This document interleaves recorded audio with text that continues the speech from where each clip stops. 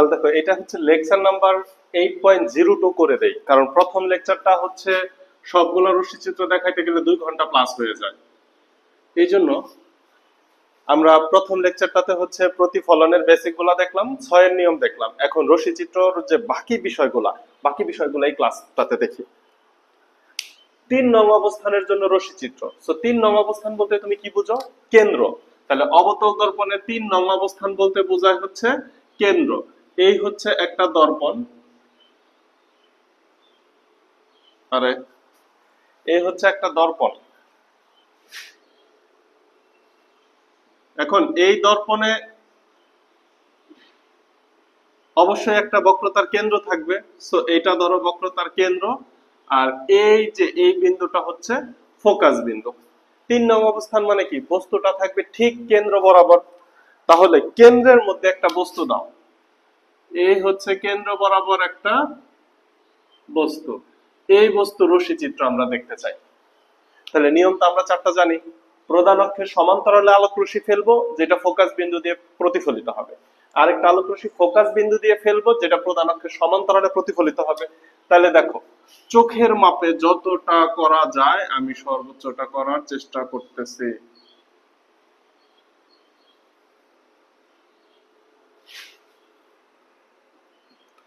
তাহলে প্রধান অক্ষের সমান্তরালে একটি আলোক রশ্মি দর্পণের পি বিন্দুতে আপতিত হয়ে ফোকাস বিন্দু দিয়ে পি পি প্রাইম পথে প্রতিফলিত হয়। ঠিক এইভাবে বর্ণনাটা লিখবো। প্রধান অক্ষের সমান্তরালে একটি আলোক রশ্মি দর্পণের পি বিন্দুতে আপতিত হয়ে ফোকাস বিন্দু দিয়ে পি পি প্রাইম পথে প্রতিফলিত হয়। তাহলে আরেকটা আলোক রশ্মি, এটা তুমি ফোকাস বিন্দু দিয়ে দাও। তাহলে ফোকাস বিন্দু দিয়ে আপতিত আলোক রশ্মি কি হবে? ফোকাস বিন্দু দিয়ে আপতিত আলোক রশ্মি সমান্তরালে প্রতিফলিত হবে। তাহলে আরেকটা আলোক রশ্মি ফোকাস বিন্দু দিয়ে দর্পণের কিউ বিন্দুতে আপতিত হয়ে প্রধান অক্ষের সমান্তরালে কিউ কিউ প্রাইম পথে প্রতিফলিত হয়। এই প্রতিফলিত রশ্মিদ্বয় যেই বিন্দুতে মিলিত হয় সেইটাই হচ্ছে তার এই যে।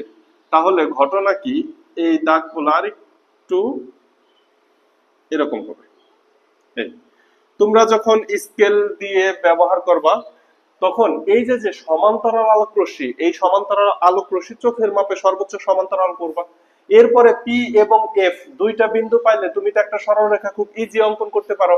তাইলে এই যে এটা হয়ে যাবে প্রথম প্রতিফলিত আলোক রশ্মি, এটা দ্বিতীয় প্রতিফলিত আলোক রশ্মি।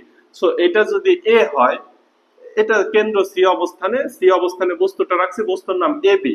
তাহলে এটা হবে এ এর অবস্থান প্রতিবিম্ব অর্থাৎ এ প্রাইম। তাহলে এ বি এর অবস্থান প্রতিবিম্ব হবে এ প্রাইম বি, এ প্রাইম বি। আরেকটা আলোক রশ্মি এই যে প্রধান অক্ষ বরাবর যাবে, প্রধান অক্ষ বরাবর ফিরে আসবে। এইভাবে দিয়ে দিলে কাজ শেষ। তো দর্পণের নাম দিয়ে দাও এম ও এম প্রাইম। এটা হচ্ছে দর্পণ, ও হচ্ছে মেরুবিন্দু।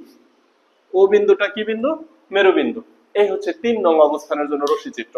তাহলে 3 নং অবস্থানের থেকে আমরা কি কি বের করব? আমরা তো তিনটা করে তথ্য বের করতেছিলাম। একটা হচ্ছে অবস্থান, একটা কি? অবস্থান। তাহলে অবস্থানটা কোথায় হবে, প্রকৃতিটা কেমন হবে, এবং পরবর্তীটা হচ্ছে আকৃতি। আকৃতি এই প্রত্যেকটা তথ্য কার ছিল? বিম্বের। কার ছিল? বিম্বের। তাহলে বিম্বের অবস্থান, বিম্বের প্রকৃতি, বিম্বের আকৃতি। বিম্বের অবস্থান কোথায়? 3 নাম্বার অবস্থানে যদি থাকে, তাহলে 6 এর নিয়ম অনুযায়ী 3 নাম্বার অবস্থানে বস্তু আছে, তাহলে 6 কমপ্লিট হওয়ার জন্য আরো 3 লাগে না? তাহলে তাই যদি লাগে, তাহলে 3 নাম্বার অবস্থান হচ্ছে কেন্দ্র। কেন্দ্রের প্রতিবিম্ব কেন্দ্রতেই হবে। তুমি সুন্দর করে অঙ্কন করে দেখবা, কেন্দ্রের প্রতিবিম্ব কেন্দ্রতেই হয়। তাহলে অবস্থান হচ্ছে কেন্দ্র। অবস্থান কি? বক্রতার কেন্দ্র। 2 নাম্বার প্রকৃতি। দেখো তো আলোক রশ্মিগুলা বাস্তবে মিলিত হয়েছে, দর্পণের সামনে মিলিত হয়েছে। দর্পণের সামনে থাকলে প্রকৃতি হচ্ছে অবাস্তব, সরি বাস্তবে মিলিত হয়েছে, তাহলে প্রকৃতি হচ্ছে বাস্তব। প্রকৃতি যদি বাস্তব হয় তাহলে অবশ্যই উল্টো হবে। দেখো এইখানে উল্টো প্রতিবিম্ব দেখা যাচ্ছে। এ প্রাইম হচ্ছে নিচের দিকে আছে, এখানে এ উপরের দিকে ছিল। আকৃতি দেখো, এ বি এর আকৃতি এবং বি এবং এ প্রাইমের আকৃতি সেম। এই জন্য এই জায়গায় আকৃতি হবে সমান, অর্থাৎ প্রতিবিম্ব বস্তুর সমান দেখা যাবে। বস্তু যতটুকু প্রতিবিম্ব ততটুকুই দেখা যাবে। এটা হচ্ছে 3 নং অবস্থানের জন্য রশ্মি চিত্র। 3 নং অবস্থানের জন্য রশ্মি চিত্র। এবার দেখো 4 নং অবস্থানের জন্য রশ্মি চিত্র। 4 নং অবস্থানের জন্য রশ্মি চিত্র। তাহলে 4 নং অবস্থান কোথায়? 4 নং অবস্থান হচ্ছে কেন্দ্র এবং ফোকাসের মাঝামাঝিতে আমরা বস্তু রাখবো। তাহলে লেখো 4 নং অবস্থানের জন্য রশ্মি চিত্র। 4 নং অবস্থানের জন্য রশ্মি চিত্র। তাহলে আবার একটা দর্পণ দাও। এই হচ্ছে দর্পণ, পারা লাগাই দাও। এম ও এম প্রাইম দর্পণ, যার এম ও এম প্রাইম দর্পণ, যার কেন্দ্র হচ্ছে সি, কেন্দ্র এবং মেরুবিন্দুর ঠিক মাঝখানে আছে ফোকাস বিন্দু। বস্তুটা আছে 4 নং অবস্থানে। তাহলে এটা কয় নং অবস্থানে আছে? 4 নং অবস্থানে। 4 নং অবস্থান কোথায়? কেন্দ্র এবং ফোকাসের ঠিক মাঝখানে না, কিন্তু মাঝামাঝি যে কোনো, এই জায়গায় থাকলেও হবে, এই জায়গায় থাকলেও হবে, এখানে এখানে, অর্থাৎ কেন্দ্র থেকে ফোকাসের মধ্যবর্তী কোনো একটা জায়গায় থাকতেই তাকে বলা যাচ্ছে 4 নং অবস্থান। তাহলে 4 নং অবস্থানের রশ্মি চিত্র। সর্বপ্রথম একটা আলোক রশ্মি সমান্তরালে আপতিত হবে। সমান্তরালে আপতিত হলো, মনে করো বস্তুটা হচ্ছে এ বি, তাহলে এ হতে একটি আলোক রশ্মি প্রধান অক্ষের সমান্তরালে দর্পণের পি বিন্দুতে আপতিত হয়। লিখবা এ হতে একটি আলোক রশ্মি প্রধান অক্ষের সমান্তরালে দর্পণের পি বিন্দুতে আপতিত হয় এবং ফোকাস বিন্দু দিয়ে পি পি প্রাইম পথে এবং ফোকাস বিন্দু দিয়ে পি পি প্রাইম পথে প্রতিফলিত হয়। এটা হচ্ছে পি পি প্রাইম। তাহলে সমান্তরালে আপতিত হয়েছে, ফোকাস বিন্দু দিয়ে প্রতিফলিত হয়েছে। তাহলে আরেকটা আলোক রশ্মি কি করব? ফোকাস বিন্দু দিয়ে ফেলবো। তাহলে আরেকটা আলোক রশ্মি এই যে ফোকাস বিন্দু দিয়ে ফেলো। ফোকাস বিন্দু দিয়ে আপতিত আলোক রশ্মি, ফোকাস বিন্দু দিয়ে আপতিত আলোক রশ্মি, আরেকটা আলোক রশ্মি ফোকাস বিন্দু দিয়ে দর্পণের কিউ বিন্দুতে আপতিত হয়ে প্রধান অক্ষের সমান্তরালে কিউ কিউ প্রাইম পথে প্রতিফলিত হয়। অপর একটি আলোক রশ্মি ফোকাস বিন্দু দিয়ে দর্পণের কিউ বিন্দুতে আপতিত হয়ে কিউ কিউ প্রাইম পথে প্রধান অক্ষের সমান্তরালে প্রতিফলিত হয়। প্রতিফলিত রশ্মিদ্বয় দেখো বাস্তবে মিলিত হয়েছে। যে বিন্দুতে মিলিত হয়েছে সেটাই হচ্ছে এ প্রাইম। এইবার এ প্রাইম হতে প্রধান অক্ষের উপর একটা লম্ব অঙ্কন করতে হবে। আরেকটা আলোক রশ্মি প্রধান অক্ষ বরাবর যাবে, প্রধান অক্ষ বরাবর ফিরে আসবে। এইখান থেকে যদি তুমি লম্ব অঙ্কন করো তাহলে দেখো এইখানে হচ্ছে তোমার প্রতিবিম্ব। বুঝতে পারছো কথা? এইখানে প্রতিবিম্ব মানে কি? এই জায়গায় প্রতিবিম্ব মানে কি? এই যে কেন্দ্র, এই কেন্দ্র হচ্ছে 3 নং অবস্থান। কেন্দ্র থেকে কিছু দূরে, এটা কয় নং অবস্থান? 2 নং অবস্থান কিনা? এটা কি 2 নং অবস্থান? তাহলে তুমি কি জানো? 4 নাম্বার অবস্থানে বস্তু থাকলে প্রতিবিম্ব গঠন হবে 2 নাম্বার অবস্থানে 6 এর নিয়ম অনুযায়ী। অর্থাৎ কেন্দ্র এবং ফোকাসের মাঝে যদি কোনো বস্তু থাকে তার প্রতিবিম্ব হবে কেন্দ্র থেকে কিছু দূরে। কেন্দ্র থেকে কিছু দূরে। তাহলে অবস্থানটা কি হবে? বিম্বের অবস্থান লিখবা কেন্দ্র থেকে কিছু দূরে। কেন্দ্র থেকে কিছু দূরে, এটা হচ্ছে বিম্বের অবস্থান। বিম্বের প্রকৃতি কেমন হয়েছে দেখো তো? উল্টা হয়েছে, তাই না? এই যে এ বিন্দুটা এখানে, বিম্বের প্রকৃতি হয়েছে উল্টা এবং প্রতিফলিত রশ্মিগুলো বাস্তবে মিলিত হয়েছে, আবার দর্পণের সামনে প্রতিবিম্ব গঠন করছে। তো এই 3টা ভাবে তুমি বুঝবা যে এটা কি বাস্তব প্রতিবিম্ব না অবাস্তব প্রতিবিম্ব। তাহলে যেহেতু বাস্তবে মিলিত হয়েছে তাহলে অবশ্যই এটা বাস্তব প্রতিবিম্ব। বাস্তব প্রতিবিম্ব হইলে অবশ্যই সেটা কি হইতে হয়? উল্টা হইতে হয়। দেখো এটাও উল্টা হয়েছে। আকৃতি, আকৃতিটা একটু খেয়াল করে দেখো তো। বস্তুর আকৃতি যা ছিল প্রতিবিম্বের আকৃতি তার থেকে বড় হয়েছে না? এই জন্য এই আকৃতিকে বড় হলে তাকে বলা হয় বিবর্ধিত। বিবর্ধিত তার মানে কি? আকৃতি, প্রতিবিম্বের আকৃতি বস্তুর আকৃতির থেকে একটু বড় হয়, এটাকেই বলা হয় বিবর্ধিত। এই হচ্ছে 4 নাম্বার অবস্থানের জন্য রশ্মি চিত্র। এরপরে আসো 5 নাম্বার অবস্থান, একটু ব্যতিক্রম, এটা প্রচুর আসে। 5 নাম্বার একটু ব্যতিক্রম বলে পরীক্ষায় প্রচুর আসে। তাহলে 5 নাম্বারের জন্য রশ্মি চিত্র নাও। এই হচ্ছে 5 নং অবস্থানের জন্য রশ্মি চিত্র। তাহলে 5 নং অবস্থানের জন্য রশ্মি চিত্রের জন্য তুমি হচ্ছে সুন্দর করে একটা অঙ্কন করে ফেলো আবার। তাহলে এই হচ্ছে প্রধান অক্ষ, এই হচ্ছে দর্পণ, দর্পণের নাম হচ্ছে এম ও এম প্রাইম, এই হচ্ছে দর্পণ। দর্পণের কেন্দ্র হচ্ছে সি, ফোকাস বিন্দু হচ্ছে এফ। 5 নাম্বার অবস্থান কি ঠিক ফোকাস বিন্দুতে বস্তুটা থাকতে হবে। কোথায় থাকতে হবে? একদম ফোকাস বিন্দুতে বস্তু থাকতে হবে, এদিক সেদিক হওয়া যাবে না। অ্যাকুরেট ফোকাস বিন্দুতে বস্তু থাকলে সেটাকে আমরা বলতে পারি 5 নং অবস্থান। Okay fine. তাহলে প্রথম তোমার যে কাজ সেটা হচ্ছে প্রধান অক্ষের সমান্তরালে আলোক রশ্মি আপতিত হবে দর্পণের পি বিন্দুতে। তাহলে পি বিন্দুতে প্রধান অক্ষের সমান্তরালে আপতিত হলে সেটা হচ্ছে ফোকাস বিন্দু দিয়ে প্রতিফলিত হবে।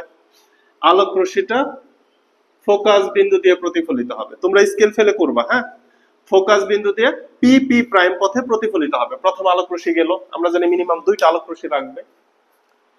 আরেকটা আলোক রশ্মি এতক্ষণ পর্যন্ত আমরা ফোকাস বিন্দু দিয়ে আপতন করতেছিলাম, কিন্তু এখন তো বস্তু নিজেই ফোকাস বিন্দুতে আছে। নিজে যেহেতু ফোকাস বিন্দুতে আছে, তাহলে তো ফোকাস বিন্দুতে আলোক রশ্মি আপতন করাইতে পারবা না। এখন কি করতে হবে দেখো, এখন করতে হবে, তুমি জানো 3টা-4টা নিয়ম, যে কেন্দ্র হতে আলো আসছে বলে মনে হয়, অথবা আলো যদি কেন্দ্র হতে আসে তাহলে ওইটা কেন্দ্র বরাবর ফেরত যায়। তাহলে এই যে দেখো তো কেন্দ্রটা পিছে আছে না, তাহলে আরেকটা আলোক রশ্মি এমন ভাবে আপতন হবে দেখে মনে হবে কেন্দ্র থেকে আসতেছে। আলোক রশ্মিটা দেখে কি মনে হবে? কেন্দ্র থেকে আসতেছে। দর্পণের কিউ বিন্দুতে আপতিত হবে, দর্পণের কিউ বিন্দুতে আপতিত হবে, এবং সেই আলোক রশ্মিটা যেটা কেন্দ্র থেকে আসছে বলে মনে হয় সেটা কেন্দ্র বরাবর প্রতিফলিত হবে। সেটা কি? কেন্দ্র বরাবর প্রতিফলিত হবে। তাহলে এ হতে এই, এটা হচ্ছে এফ ফোকাস বিন্দুতে বস্তু রাখা হয়েছে এ বি। এ হতে একটি আলোক রশ্মি প্রধান অক্ষের সমান্তরালে আপতিত হবে এবং ফোকাস বিন্দু দিয়ে ফেরত প্রতিফলিত হবে। আরেকটা আলোক রশ্মি যেহেতু ফোকাস নাই, আমি এমন ভাবে আপতন করব তোমার কাছে দেখে মনে হবে আলোক রশ্মিটা কেন্দ্র থেকে আসতেছে। তাহলে কোন আলোক রশ্মি যদি কেন্দ্র থেকে আসে বা আসছে বলে মনে হয়, উভয় ক্ষেত্রে, যদি প্রকৃতপক্ষে কেন্দ্র থেকে আসে অথবা আসছে বলে মনে হয়, উভয় ক্ষেত্রে আলোক রশ্মিটা কেন্দ্র বরাবর প্রতিফলিত হবে। তাহলে কিউ কিউ প্রাইম পথে কেন্দ্র বরাবর প্রতিফলিত হয়। এই প্রতিফলিত রশ্মিদ্বয় দেখো তো বাস্তবে মিলিত হয়েছে কিনা? বাস্তবে কিন্তু মিলিত হয় নাই। তাইলে এইটার অবস্থানটা একটু জটিল, এইটার অবস্থানটা একটু জটিল। এটার অবস্থান হচ্ছে, এটা তো অসীমে যে মিলিত হবে, আমি জানি কি এটা 5 নং অবস্থান। তাহলে 6 এর নিয়ম অনুযায়ী 5 নং এর রশ্মি চিত্র গঠন হবে কোথায়? 1 নং অবস্থানে। 6 এর নিয়ম অনুযায়ী 5 নং এর রশ্মি চিত্র হয় 1 নং এর, 5 এর রশ্মি চিত্র হয় 1 নং এর। তাই যদি হয় 1 নং, তো মনে করো অসীমে অনেক দূরে 1 নং। এই অসীমে যে এই রশ্মি দুইটা, প্রতিফলিত রশ্মি দুইটা দেখো সমান্তরাল দেখা যাইতেছে, অনেকটাই সমান্তরাল দেখা যাইতেছে, কিন্তু তার একেবারে সমান্তরাল না। তাইলে কি তারা 1 নং, অসীমে যে মিলিত হবে। যদি অসীমে মিলিত হয় তাইলে প্রতিবিম্ব হবে বাস্তব। প্রতিবিম্ব কেমন হবে? বাস্তব ও উল্টো, বাস্তব ও উল্টো। কিন্তু কথা হচ্ছে প্রতিবিম্ব, প্রতিবিম্ব অসীমে যে মিলিত হইছে কি হয় নাই এটা কি তুমি শিওর? অসীমে যেহেতু দেখা যায় না যে প্রতিবিম্ব মিলিত হইছে কি হয় নাই, এই জন্য, অথবা যদি এটা অসীমে মিলিত না হয় তাহলে তাদের পিছনের দিকে বর্ধিত করে মিলাইতে হয়, পেছনের দিকে বর্ধিত করে মিলাইতে হয়, অর্থাৎ প্রতিবিম্ব দর্পণের পেছনে হবে। তার মানে এই 5 নাম্বার অবস্থান এমন একটা অবস্থান যার মধ্যে বাস্তব এবং উল্টা প্রতিবিম্ব হতে পারে। আর যদি সামনে মিলিত না হয়, পেছনে বর্ধিত করে মিলাই, তাহলে প্রতিবিম্ব হবে অবাস্তব। তাহলে অবাস্তব হইলে সেই ধরনের প্রতিবিম্ব কি হয়? অবাস্তব হইলে সেটা হয়ে যায় সোজা। তাইলে দেখো বাস্তব ও উল্টো অথবা অবাস্তব ও সোজা, এটা ভেরি ভেরি ইম্পর্টেন্ট, তোমাদের পরীক্ষার জন্য খুব আসে, যে দর্পণে এমন একটা অবস্থান বর্ণনা করো যেই অবস্থানে 2 ধরনের প্রতিবিম্ব পাওয়ার সম্ভাবনা আছে। তার মানে বাস্তব প্রতিবিম্বও হতে পারে, অবাস্তব প্রতিবিম্বও হতে পারে। এটা একমাত্র হচ্ছে ফোকাস বিন্দুতে যদি কোনো বস্তু রাখি, ফোকাস বিন্দুতে কোনো বস্তু রাখলে তার দুই ধরনের প্রতিবিম্বই সম্ভব, বাস্তব হতে পারে, অবাস্তব হতে পারে। এই হচ্ছে অবস্থান। ও সরি, এটা তো প্রকৃতি বর্ণনা করে ফেলছি, সরি প্রকৃতি বর্ণনা করে ফেলছি, দুঃখিত। অবস্থান অসীম, অবস্থা অসীম, কারণ 1 নং অবস্থান মানে কি? অসীম। 1 নং অবস্থান মানে অসীম। আর প্রকৃতি বাস্তব হতে পারে, উল্টাও হতে পারে, অবাস্তব হলে সোজা হবে। আচ্ছা, আর আকৃতি দেখো, অসীমে যে যেহেতু মিলিত হবে, তার মানে অনেক নিচে কোথাও একটা মিলিত হইলে, এই যে এই বর্ধিতাংশের উপর যদি তুমি লম্ব অঙ্কন করো, তাহলে দেখো তো আকৃতি অনেক বেশি বিবর্ধিত হয় না। এই জন্য লিখতে হবে অনেক বিবর্ধিত, মানে অল্প একটু বিবর্ধিত না, অনেক বিবর্ধিত, অনেক বিবর্ধিত। 5 নং অবস্থানে বস্তু রাখলে বাস্তব অথবা অবাস্তব প্রতিবিম্ব হবে এবং প্রতিবিম্বের আকার হবে অনেক বড়। তুমি একটা জিনিস খেয়াল করো, তুমি দর্পণের যত কাছে যাচ্ছ বিম্বের আকার তত বড় হইতেছে, দর্পণের কাছে যাইতেছো বিম্বের আকার বড় হইতেছে, দর্পণের একদম সামনে দাঁড়াইলে তোমাকে অনেক বড় দেখা যাবে। এই হচ্ছে 5 নং অবস্থানের রশ্মি চিত্র। এখন যেটা আমরা করব 6 নং অবস্থানের রশ্মি চিত্র, যেটা এই চ্যাপ্টারের সব থেকে গুরুত্বপূর্ণ, সব থেকে গুরুত্বপূর্ণ। এইটা প্রতি 3টা সৃজনশীলে একবার এইটা আসে, প্রতি 3টা সৃজনশীলে একবার অবশ্যই আসে। সেটা হচ্ছে 6 নং অবস্থানের রশ্মি চিত্র, প্রচুর আসে। 6 নং অবস্থানের রশ্মি চিত্র আগেই বইলা দেই, এটা ভেরি ভেরি ইম্পর্টেন্ট, এটা তোমাকে করতেই হবে 6 নং অবস্থানের রশ্মি চিত্রটা, এবং বুঝতেও হবে। তাহলে আসো আমরা হচ্ছে দর্পণ তৈরি করি। এই হচ্ছে দর্পণ, এটা মনে হয় ইম্পর্টেন্ট দেখা আগের গুলোর থেকে তুলনামূলক একটু সুন্দর হইল মনে হচ্ছে। তাহলে এই হচ্ছে কেন্দ্র, এই হচ্ছে ফোকাস বিন্দু, এই হচ্ছে মেরু বিন্দু, এই হচ্ছে এম প্রাইম দর্পণ। Okay fine. বস্তু থাকবে 6 নম্বর অবস্থানে। 6 নম্বর অবস্থানটা কোথায়? ফোকাস এবং মেরু বিন্দুর মাঝামাঝি কোনো এক জায়গায়। তো রেখে দাও, এই রকম জায়গায় রেখে দাও, ফোকাস এবং মেরু বিন্দুর মাঝামাঝি কোনো জায়গায় বস্তু রাখো। এই হচ্ছে মনে করো যে বস্তুটা আছে, বস্তুটার নাম কি? এবি। এবি বস্তুটা ফোকাস এবং মেরুর মাঝামাঝি কোনো জায়গায় আছে। এইখান থেকে প্রধান অক্ষের সমান্তরালে একটা রশ্মি আপতন হবে। প্রধান অক্ষের সমান্তরালে পি বিন্দুতে যদি আপতন হয়, এই রশ্মিটি ফোকাস বিন্দু দিয়ে প্রতিফলিত হবে। এখানে কোনো কনফিউশন নাই। ফোকাস বিন্দুটা দেখো কোথায়? এই যে দর্পণের পিছনে। তাহলে এখান থেকে এটাকে একটু যোগ করে দাও। এই তুলনামূলক মনে হয় একটু ভালো হয়েছে, আগের গুলো একটু ফাস্ট করছি, এটা একটু গুরুত্ব দিয়ে আস্তে আস্তে করতেছি। তাহলে হচ্ছে এ বিন্দু থেকে প্রধান অক্ষের সমান্তরালে আপতিত আলোক রশ্মি ফোকাস বিন্দু দিয়ে পি পি প্রাইম পথে প্রতিফলিত হবে। মাশাআল্লাহ, সমস্যা নেই। আরেকটা আলোক রশ্মি কোথা দিয়ে আপতন হবে? দেখো, তোমার সামনে ফোকাস বিন্দু নাই, কেন্দ্রও নাই, তাহলে কি আরেকটা আলোক রশ্মি এমন ভাবে আপতন হবে দেখে মনে হবে কেন্দ্র থেকে আসছে, তাহলে কেন্দ্র বরাবর প্রতিফলিত হবে। তুমি চাইলে ফোকাস হতে আসছে বলে মনে হয় এমন করেও করতে পারো, যে আরেকটি আলোক রশ্মি এমন ভাবে আপতিত হয় দেখে মনে হবে ফোকাস থেকে আসছে, তাহলে ওই আলোক রশ্মি প্রধান অক্ষের সমান্তরালে প্রতিফলিত হবে। অপশন 2টা আছে। তোমার বইয়ে কেন্দ্র থেকে আলোক রশ্মিটা ফেলছে, সো আমিও আলোক রশ্মিটা কেন্দ্র থেকেই ফেলতে চাই। তাহলে কেন্দ্র থেকে যদি আলোক রশ্মিটা ফেলি, তাহলে দেখো তোমার কাছে দেখে মনে হবে যে কেন্দ্র হতে আরেকটা আলোক রশ্মি দর্পণে আপতন হয়েছে। এই যে কিউ বিন্দুতে আরেকটা আলোক রশ্মি আপতন হয়। তুমি জানো কেন্দ্র থেকে আপতিত আলোক রশ্মি কেন্দ্র বরাবর প্রতিফলিত হয়। তাহলে এই আলোক রশ্মিটা এই যে পেছনের দিকে কেন্দ্র বরাবর ফিরে যাবে। স্যার একটু হেরফের হয়ে যায়, আমি দুঃখিত। এই যে আলোক রশ্মিটা এরকম কেন্দ্র বরাবর ফেরত যাবে, বোঝা গেল? কিউ কিউ প্রাইম পথে কেন্দ্র বরাবর ফিরে যাবে। Okay fine. এইবার আসো অবস্থান, আকৃতি, প্রকৃতি আমাকে তো বের করতে হবে। অবস্থান, প্রকৃতি এবং আকৃতি, এই 3টা বের করতে হবে। তাইলে দেখো ঘটনা কি হয়েছে। আলোক রশ্মি 2টা, একটা হচ্ছে পি থেকে প্রতিফলিত হচ্ছে, আরেকটা কিউ থেকে প্রতিফলিত হচ্ছে।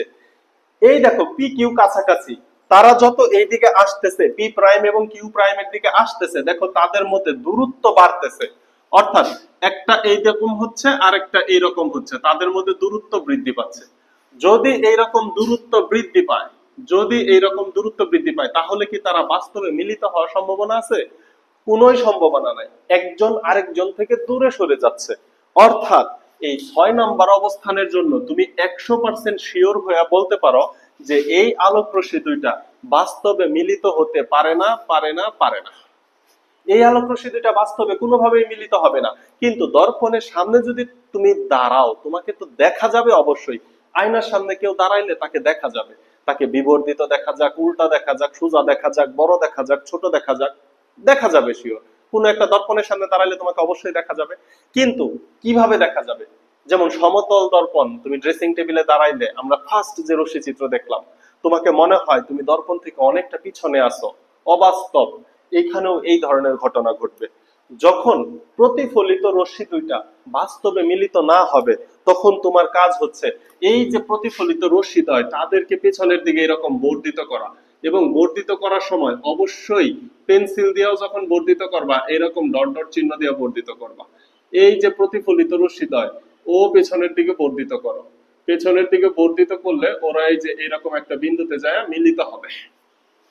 প্রতিফলিত রশ্মিটাকে পেছনের দিকে বর্ধিত করলে ওরা একটা বিন্দুতে যে মিলিত হবে। এইবার প্রধান অক্ষকে একটু বর্ধিত করো, এই বর্ধিত প্রধান অক্ষের উপর তুমি লম্ব অঙ্কন করো। তাহলে এই যে এইটা হচ্ছে যে বিন্দুতে মিলিত হয়েছে, যেহেতু আলোক রশ্মি এ বিন্দু থেকে আপতন হয়েছে, তাহলে এটা হচ্ছে এ বিন্দুর অবস্থান প্রতিবিম্ব। আর এই যে এটা হচ্ছে বি প্রাইম বিন্দু। তাহলে এইখানে একটা আলোক রশ্মি প্রধান অক্ষ বরাবর যাবে, প্রধান অক্ষ বরাবর ফিরে আসবে। এটা সব সময় চিত্রতে দিবা। এই হচ্ছে ঘটনা। দেখো আলোক রশ্মিটা দর্পণের পেছনে মিলিত হয়েছে। তাহলে দর্পণের পেছনে যদি হয়, তাহলে সেটা অবাস্তব প্রতিবিম্ব, 1 নাম্বার শর্ত। যদি আমাকে জোর করে মিলাইতে হয়, ডট ডট দিয়ে জোর করে মিলাইতে হয়, তাহলে সেটা অবাস্তব প্রতিবিম্ব, 2 নাম্বার শর্ত। আবার দেখো প্রতিবিম্বটা সোজা হয়েছে, সোজা হইলেও সেটা অবাস্তব প্রতিবিম্ব। তুমি তিনটার যে কোনো একটা থেকেই ডিসিশন নিয়ে নিতে পারো। তাইলে অবস্থান কোথায়? অবস্থান হচ্ছে দর্পণের পিছনে। অবস্থান কোথায়? দর্পণের পিছনে। দর্পণের পেছনে যদি হয়, প্রকৃতি কেমন হবে? অবাস্তব। তাহলে প্রকৃতি হবে অবাস্তব, প্রকৃতি হবে অবাস্তব ও সোজা। দেখো অবাস্তব হইলে সোজা হবে 100% শিওর, এটা সোজা আছে। আকৃতি দেখো, বস্তুর থেকে প্রতিবিম্বের আকৃতি বড়, তার মানে বিবর্ধিত। আকৃতি কেমন হবে? বিবর্ধিত। এটা খুব বেশি বিবর্ধিত হবে না, তুলনামূলক বিবর্ধিত হবে। বুঝাইতে পারছি কথা? এই হচ্ছে 6টা অবস্থানের জন্য রশ্মিচিত্র। তোমরা তো ফার্স্টে হচ্ছে কেন্দ্র নিবা, একটা বৃত্তচাপ অঙ্কন করবা, মাঝখানের বিন্দু ফোকাস বিন্দু নির্ণয় করবা, এরপরে একটা বস্তু রাখবা, স্কেল দিয়ে সমান্তরালে যতটা সমান্তরাল করা যায় পি বিন্দুতে আপতন করবা, পরে ফোকাস বিন্দু এবং পি বিন্দুকে কেন্দ্র করে স্কেল ফেলে যোগ করবা। একইবারে যখন স্কেলটা ফেলবা, একই সাথে একটু পিছনের দিকে বর্ধিত করে রাখবা, তাহলে একটু টাইম সেভ হবে। আরেকটা আলোক রশ্মি কেন্দ্র এবং এই যে যে এ বিন্দু, এই দুইটা বিন্দুকে মানে কেন্দ্র করে স্কেলটা রাখবা, রাইখা যোগ করবা, যোগ করে পিছের দিকে বর্ধিত করবা।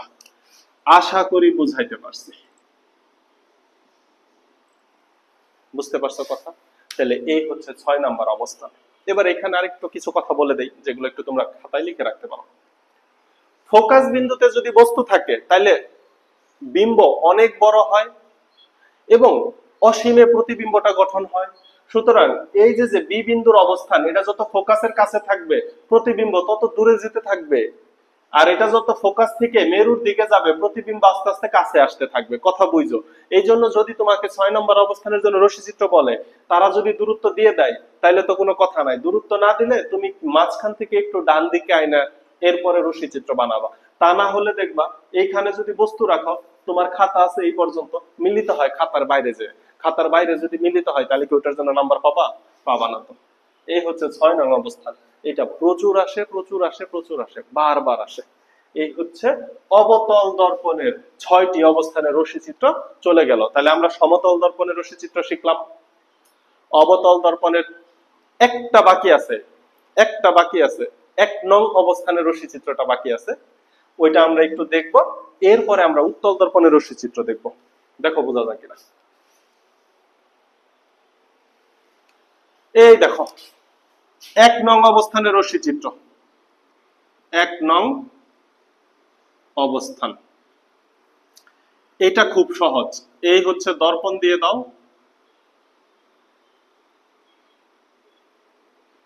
এই হচ্ছে দর্পণ, এইদিকে দাও কেন্দ্র, এইদিকে দাও ফোকাস।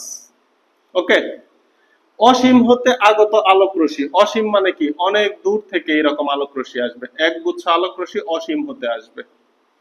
অসীম হতে আগত আলোক রশ্মি ফোকাস বিন্দু দিয়ে প্রতিফলিত হবে।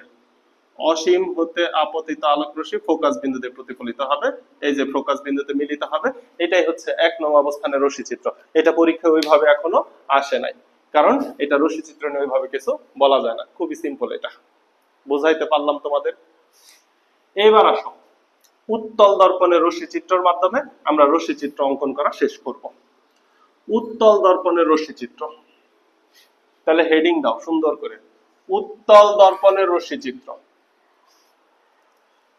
উত্তল দর্পণের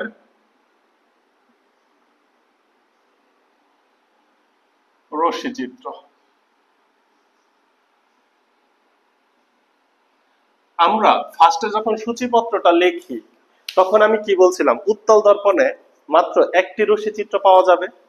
তাহলে আসো প্রথমত আমরা একটা উত্তল দর্পণ অঙ্কন করি। এই হচ্ছে একটা উত্তল দর্পণ। এখন এটা তো একটা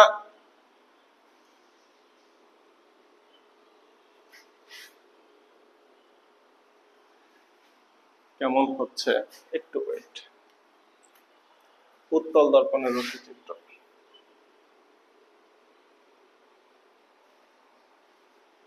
এই হচ্ছে একটা দর্পণ। এটা তো একটা বক্রতার ব্যাসার্ধ আছে, বক্রতার কেন্দ্রটা হচ্ছে এই দিকে, ফোকাস বিন্দুটা এই দিকে। কিন্তু উত্তল দর্পণ কখন হবে? যখন তুমি অবতল প্রান্ততে বা অবতল পৃষ্ঠতে পাড়া লাগাইবা, তখন হবে সেটা উত্তল দর্পণ। তাহলে এই যে হয়ে গেল উত্তল দর্পণ।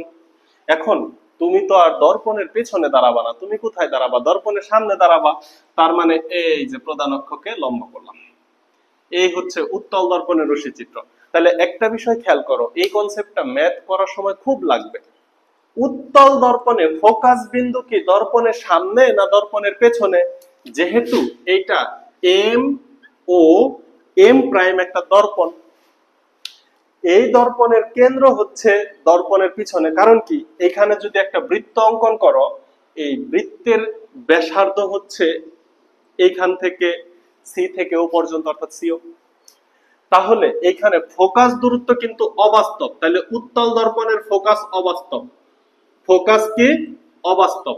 এটা ম্যাথ করার সময় সব সময় ফোকাসের মান তোমার মাইনাস বসাইতে হবে। ফোকাস অবাস্তব, ফোকাস অবাস্তব, অবাস্তব মানে ফোকাসের মান মাইনাস বসাইতে হবে। এটা আমি নেক্সট ক্লাসে আবার ডিটেইলস বোঝাবো, এখন একটু বলে দিলাম। উত্তল দর্পণে ফোকাস থাকে দর্পণের পিছনে। এখন তুমি তো দর্পণের সামনে দাঁড়াবা, কোথাও না কোথাও দাঁড়াবা। তুমি সেটা এখানে দাঁড়াইতে পারো, এখানে দাঁড়াইতে পারো, এখানে দাঁড়াইতে পারো, যেখানেই দাঁড়াও রশ্মি চিত্র সেম পাবা। সো আমি কি করব? আমি হচ্ছে এই অবস্থানে দিলাম যে এইখানে একটা বস্তু রাখা হয়েছে, বস্তুটা আরেকটু বড় করে দেই, বস্তুটা আরেকটু বড় করে দেই। এই হচ্ছে এবি। এই বস্তুটাকে দর্পণে কি রকম দেখা যাবে খুব ভালো করে খেয়াল করতে হবে। উত্তল দর্পণের রশ্মি চিত্র, একটাই রশ্মি চিত্র। সো তোমাকে দর্পণের সামনে যেখানেই দাঁড়াতে বলুক, বিম্ব একই ধরনের পাবে। তাহলে ভালো করে খেয়াল করো ঘটনা কি হবে। প্রথমত প্রধান অক্ষের সমান্তরালে একটা আলোক রশ্মি দর্পণে আপতিত হবে। এই হচ্ছে প্রধান অক্ষের সমান্তরালে আপতিত আলোক রশ্মি, যেটা দর্পণের পি বিন্দুতে আপতিত হয়। এখন এই আপতিত রশ্মিটা প্রধান অক্ষের সমান্তরালে যদি আপতন হয়, তাহলে সেটা ফোকাস বিন্দু দিয়ে প্রতিফলন হয়। তাহলে এই রশ্মিটা প্রতিফলন হবে কোন দিক দিয়ে? ফোকাস বিন্দু দিয়ে। কিন্তু প্রতিফলন মানে কি? এটা তো একটা দর্পণ বা আয়না। এখানে আলোক রশ্মি ফেললে আলো তো পেছনের দিকে আসবে না, যদি পেছনে আসে তাহলে তো সেটা প্রতিফলন না, সেটা হয়ে যাবে প্রতিসরণ। তাহলে সে কি এই বরাবর ফিরে যাবে, এমন ভাবে ফিরে যাবে তোমার কাছে মনে হবে সে ফোকাস থেকে আসতেছে। অবতল দর্পণের ক্ষেত্রে কিন্তু সরাসরি ফোকাস বিন্দু দিয়ে আলোক রশ্মি যায়, কিন্তু এখানে কিন্তু ফোকাস বিন্দু দিয়ে যাবে না, ও এমন ভাবে যাবে তোমার কাছে মনে হবে যে ও ফোকাস থেকেই আসতেছে। ফোকাস থেকে আসছে বলে মনে হয়, বর্ণনার মধ্যে এই কথাটাই বলবা যে এ হতে একটি আলোক রশ্মি প্রধান অক্ষের সমান্তরালে পি বিন্দুতে আপতিত হলো। আলোক রশ্মিটি পি পি প্রাইম পথে এমন ভাবে প্রতিফলিত হবে যেন মনে হচ্ছে ফোকাস বিন্দু থেকে আসে। ঠিক এইভাবেই বলবা, এমন ভাবে পি পি প্রাইম পথে প্রতিফলিত হবে যেন মনে হচ্ছে ফোকাস বিন্দু থেকে আসে। এবার আসা আরেকটা আলোক রশ্মি আপতন করতে হবে। আরেকটা আলোক রশ্মি তুমি ফোকাস দিয়ে আপতন করলে সমান্তরালে যাবে, ওইটা একটু প্যারা দরকার নাই। তুমি এ এবং সি কে কেন্দ্র করে এই যেভাবে একটা স্কেল ফেলাই দিবা, এ এবং সি কে কেন্দ্র করে, অর্থাৎ আরেকটা আলোক রশ্মি এমন ভাবে আপতন হবে যেন মনে হবে কেন্দ্র বরাবর আপতিত হচ্ছে।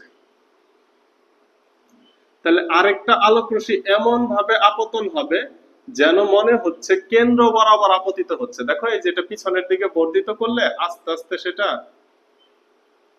কেন্দ্রের দিকে আসবে। তাহলে আরেকটা আলোক রশ্মি এমন ভাবে আপতন হচ্ছে যেন মনে হবে কেন্দ্র বরাবর আপতিত হয়েছে। তুমি কি জানো কেন্দ্র বরাবর আপতিত আলোক রশ্মি কেন্দ্র বরাবর প্রতিফলিত হবে। তাহলে আরেকটা আলোক রশ্মি কিউ বিন্দুতে এমন ভাবে আপতিত হবে যেন মনে হচ্ছে কেন্দ্র বরাবর আপতিত হয়, এবং আলোক রশ্মিটি কেন্দ্র বরাবর কিউ কিউ প্রাইম পথে প্রতিফলিত হয়, এবং আলোক রশ্মিটি কিউ কিউ প্রাইম পথে প্রতিফলিত হয় যেন মনে হচ্ছে কেন্দ্র থেকে আসছে। তাহলে কি বলবো, একটি আলোক রশ্মি প্রধান অক্ষের সমান্তরালে পি বিন্দুতে আপতিত হয় এবং পি পি প্রাইম পথে এমন ভাবে প্রতিফলিত হয় যেন মনে হচ্ছে ফোকাস বিন্দু থেকে আসছে। আরেকটি আলোক রশ্মি দর্পণের কিউ বিন্দুতে এমন ভাবে আপতিত হয় যেন মনে হবে কেন্দ্র বরাবর আপতিত হয়েছে, এবং আলোক রশ্মিটি কিউ কিউ প্রাইম পথে প্রতিফলিত হবে যেন মনে হবে কেন্দ্র থেকে আসছে। আরেকটা আলোক রশ্মি প্রধান অক্ষের সমান্তরাল অক্ষ বরাবর দিয়ে দাও, এই হচ্ছে আলোক রশ্মি। এখন দেখো তো এইটা যাচ্ছে উপরের দিকে, এইটা যাচ্ছে এই দিকে, দুইটার দূরত্ব আস্তে আস্তে বাড়তেছে, তার মানে এই আলোক রশ্মি বাস্তবে কখনোই মিলিত হবে না, বাস্তবে মিলিত হওয়া সম্ভবই না। তাদেরকে এই যে পেছনের দিকে বর্ধিত করলে দেখো এই যে এই জায়গায় এসে মিলিত হয়েছে, এইখান থেকে প্রধান অক্ষের উপর একটা লম্ব আঁকো, তাহলে এটা হচ্ছে এ বিন্দুর অবস্থান প্রতিবিম্ব, তাহলে এ প্রাইম বি প্রাইম হচ্ছে দর্পণের বিম্ব। আলোক রশ্মি দুটো যদি বাস্তবে মিলিত না হয় তাহলে কি তাদের পেছনে বর্ধিত করতে হয়, পেছনে বর্ধিত করলে তারা মিলিত হয়। তাহলে দেখো প্রতিবিম্ব কোথায় হয়েছে, দর্পণের পিছনে, তাই এইখানে তুমি অবস্থান বলবা, অবস্থান হচ্ছে দর্পণের পিছনে, এবং দর্পণের পিছনে উত্তল দর্পণের ক্ষেত্রে তুমি যেখানেই বস্তুটাকে রাখো না কেন, এই ফোকাস এবং মেরুর মাঝখানে প্রতিবিম্ব হবে, দর্পণের পেছনে অবাস্তব প্রতিবিম্ব হবে। প্রকৃতি ডেফিনেটলি অবাস্তব। প্রকৃতি কেমন হবে, প্রকৃতি হচ্ছে অবাস্তব প্রকৃতি। অবাস্তব হইলে যেন কি হয়, সোজা হয়। দেখো তো প্রতিবিম্বটা সোজা হয়েছে কিনা, অবশ্যই প্রতিবিম্ব সোজা হয়েছে। এইখানে হচ্ছে এ উপরের দিকে, এখানেও এ উপরের দিকে। আকৃতি সবসময়ই খর্বিত হবে। দেখো এ বি এর থেকে এ প্রাইম বি প্রাইম ছোট, তাহলে আকৃতি কেমন হবে, খর্বিত। আকৃতি কেমন হবে, খর্বিত বা খাটো। এই হচ্ছে তিনটা করে ইনফরমেশন প্রত্যেকটা রশ্মিচিত্র থেকে, এর বাহিরে আর কোনো রশ্মিচিত্র তোমাদের নাই। তাহলে আমরা কি শিখলাম, সমতল দর্পণের রশ্মিচিত্র একটি, অবতল দর্পণের রশ্মিচিত্র ছয়টি। ছয়টির মধ্যে 5 নাম্বার অবস্থানে 2 ধরনের প্রতিবিম্ব হতে পারে, এবং 6 নাম্বার অবস্থানে অবাস্তব প্রতিবিম্ব হবে, যেটা একটা ব্যতিক্রম, দাঁতের চিকিৎসকরা ব্যবহার করে। এরপরে আমরা দেখলাম উত্তল দর্পণের রশ্মিচিত্র। উত্তল দর্পণে দর্পণের সামনে তুমি যেখানেই বস্তু রাখো প্রতি ক্ষেত্রে দর্পণের পেছনে অবাস্তব প্রতিবিম্ব হবে এবং প্রতিবিম্বটা খর্বিত হবে এবং প্রতিবিম্বটা ফোকাস এবং মেরুর মাঝামাঝি হবে। দর্পণের পেছনে ফোকাস এবং মেরুর মাঝামাঝি প্রতিবিম্বটা হবে। আশা করি তোমরা রশ্মি চিত্র বুঝতে পারছো। এখন তোমরা তোমাদের টেস্ট পেপার বের করে সলভ করো, এর বাহিরে কোনো রশ্মি চিত্র পাবা না, একদম চ্যালেঞ্জ, এর বাহিরে কোনো রশ্মি চিত্র আসে নাই। সো এই হচ্ছে আলোর প্রতিফলনের রশ্মি চিত্র। একটা ক্লাসে শেষ করতে পারলে ভালো হইতো, কিন্তু ফোনে চার্জ টার্জ থাকা মানে নানা বিষয় চিন্তা করে এক ক্লাসে শেষ করা সম্ভব হয় না, এই জন্য আরেকটা ক্লাস নেওয়া লাগলো। পরবর্তী ক্লাসে এই যে আলোর প্রতিফলনের ম্যাথ গুলা বুঝবো আমরা।